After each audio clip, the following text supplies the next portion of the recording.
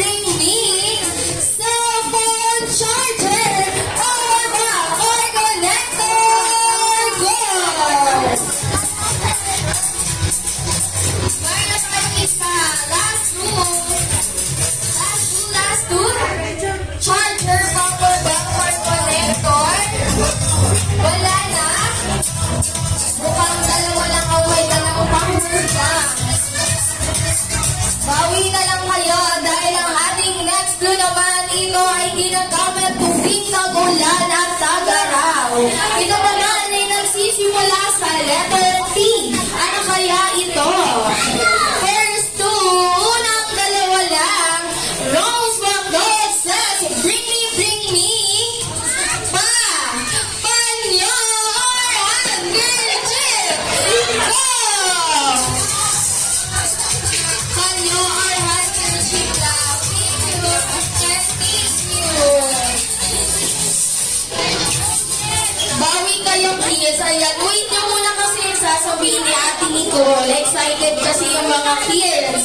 For our next clue naman, ito ay nasa loob ng party area. Ito ay nasa table at gawa ito sa papel. Ano kaya ito? First three, unang tatlo lang ulit. Rose McDonald says, so bring me. Bangka na gawa sa papel or both made of paper.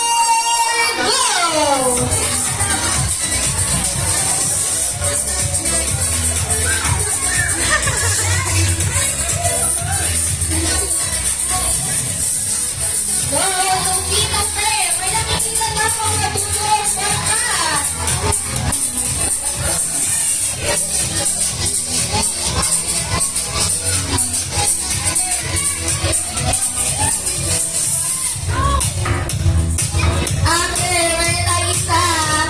Dalawa, tatlo, kuya,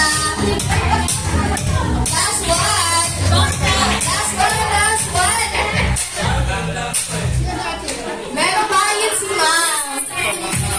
Thank you so much, Ma'am. Sayang hindi umabot, bawi na lang kayo. Dahil ngayon, hindi na ako magbibigay ng clue. Paulan ko, first four. Unang apat, Rose McDonald says, so bring me. Mga naggagandahan at nagseseksihan na mami, tita, lola, nina, ate. Go!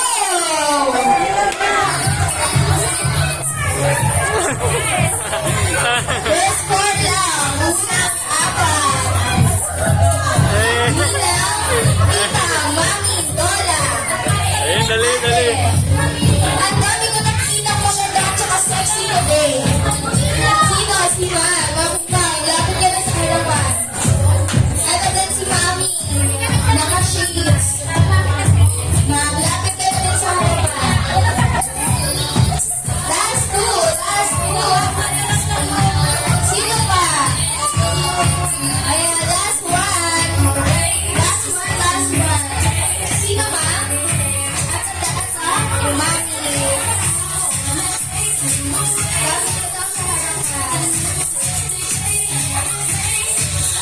Last one. Wala na? Last one na lang. At ano lang, si Mami.